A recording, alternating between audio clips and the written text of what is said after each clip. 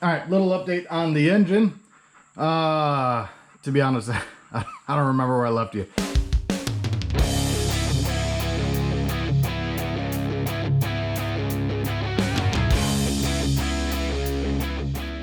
But I got the distributor stabbed, so I got the engine top dead center compression stroke number 1.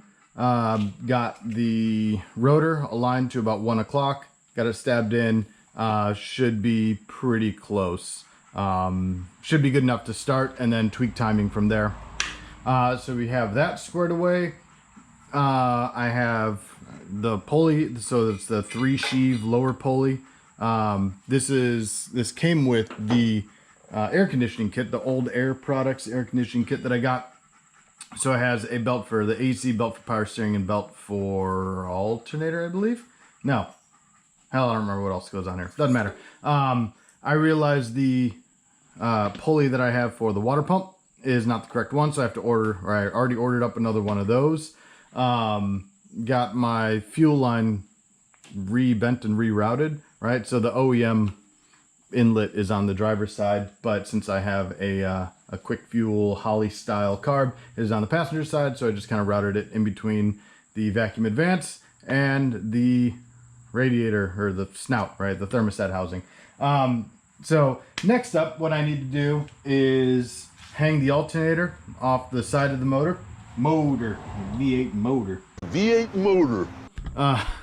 So I have the original alternator brackets that is painted black, and then once I get that squared away, and then I need to put on the compressor for the air conditioning, and there are some plates and stuff that go on there.